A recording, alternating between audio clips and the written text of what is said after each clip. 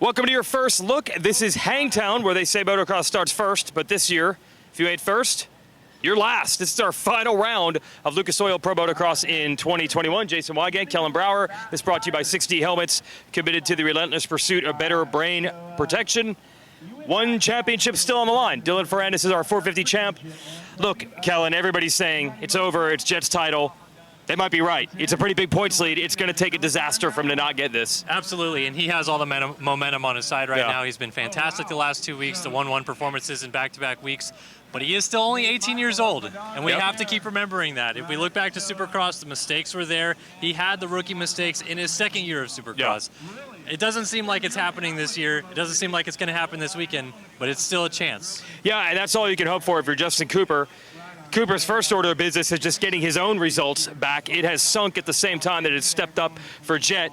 If you're Cooper, you got to at least try to win 1-1. Finally, he's been searching for that all year, and then hope for the bad luck. And I'm not sure. The way it's trending for Cooper right now, it doesn't look likely that he's going to be a win for sure to take advantage, even if something does happen. It's been rough. Absolutely, and there's other guys coming into the mix. Joe Shimoda, Michael Mosiman, guys are getting up front and battling more often, and Cooper, he's just been a shell of himself of lately. He's been battling this illness, maybe some sort of thumb injury or something like that, but he just doesn't seem like the same guy that we saw pre-Washougal. Everybody goes back to that Washougal crash.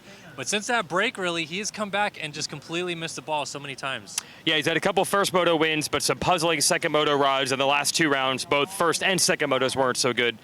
But it is true, other riders are coming on. Shimoda got a podium. Then last week, a great ride for Michael Mosiman. So let's check in with Jett Lawrence with his quotes from post-race, last time out. And also Michael Mosiman, who is ready for one thing and one thing only, to win here at his home track. Yeah, I don't know what the goal is with this track. I can't complain about it really. So I'm setting myself up pretty good for this next weekend at Hangtown, which is really good, thankfully. And getting another 1-1 obviously is awesome.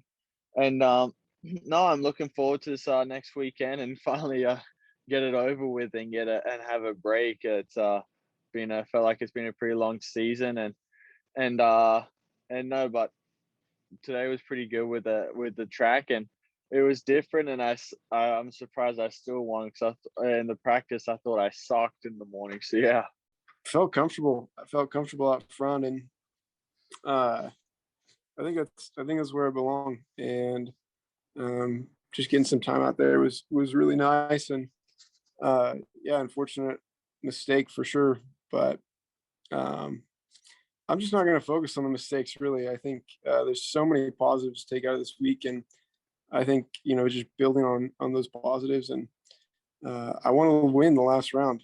And, I mean, no joke. I mean, everyone wants to win every race, right? But I think I'm really set up really well to do that. And happy with the bike, happy with the team. We're all gelling so well. And it's there's something going on there at Gas right now. Okay, so interesting there. Championship on the line between Jett and Justin. Mosiman finding momentum.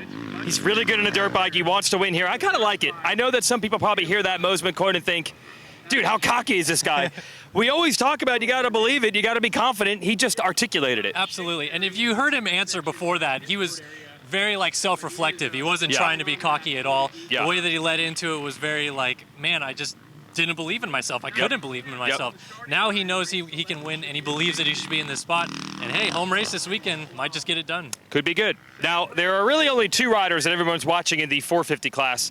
They believe they can get it done. First, you have your champion now, Dylan Ferrandis, who wrapped it up last week, and the surging Eli Tomac, who could end his time at Monster Energy Kawasaki with 3 in a row.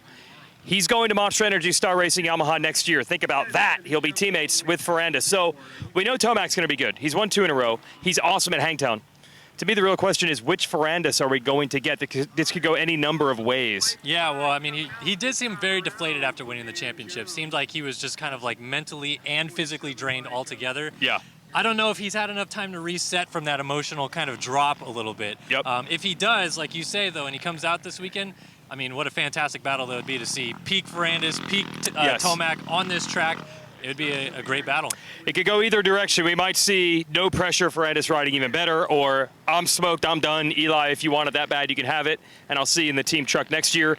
Shout out to Eli Tomac. He's leaving Kawasaki. I think it's cool if they're leaving on a high note.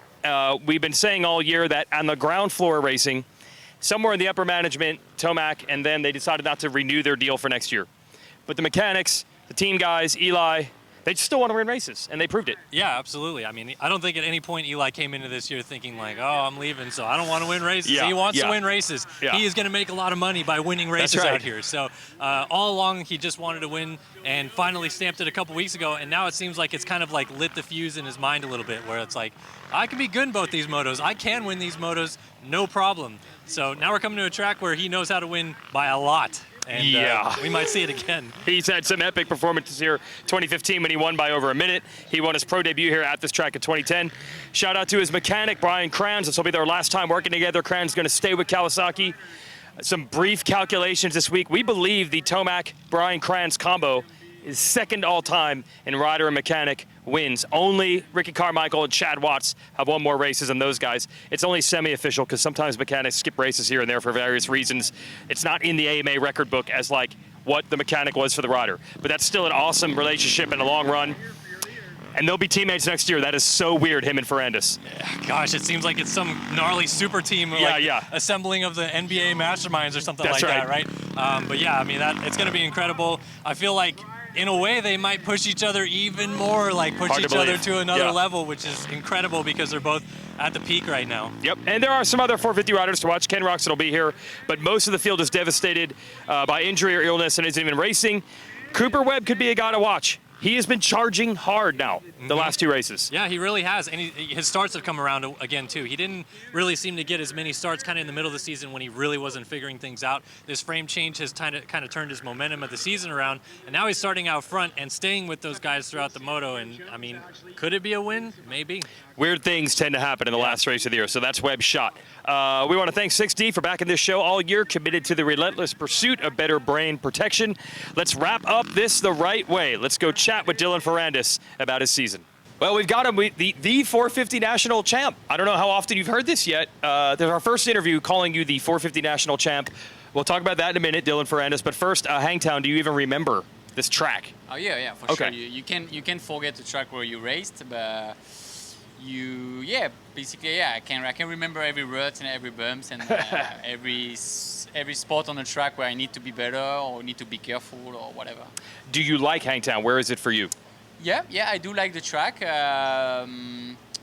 We had, I think, my first year in 2017, track conditions were really, really good. And 2018, I was injured. And 2019, we finished in the big mud. But actually, even under the rain and in the mud, the track was fun. So I had good memory of this track. Even in 2017, I finished on the ground and it hit my head. And a small knockout and was not good. Okay, we'll let you walk the track later so you can get a real accurate idea. I think what everybody wants to know is, where are you emotionally, physically, mentally for this weekend now that you've won the title? Are we going to see the same guy we saw the first 11 rounds, or is it vacation time?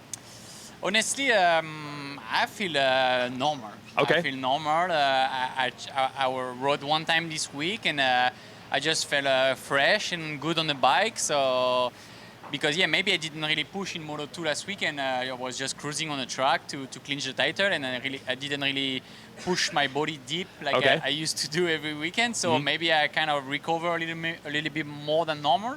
So I think tomorrow, if I feel fresh and if I'm in good condition, there is a chance to see me back to normal, dig deep, I want to say. We see. I mean, it's also on the other side. I also don't want to take any stupid risk this weekend because, nothing to win for me now. Is just bonuses. How crazy did it get Saturday at the track or Sunday at home? Was anything really weird or different or big party this week or pretty normal? No, it was actually pretty normal. A lot of my phone was vibrating from text message and call pretty much every day and every hour. But other than that, no. I mean, on Sunday I was really tired as every Sunday after the race, and I tried to enjoy a little bit the week. But at the same time, we wanted to use this time in California to do important stuff that we wanted to do, and I also went to the gym, did some running. I rode one time, so pretty much a normal week. Just I think the pressure was just not here anymore. I was just feeling. I did everything more for fun than normal. that could lead to better riding. Maybe. Sometimes. We'll see. All right, he doesn't even know. We'll see on race day tomorrow. Thanks, Dylan.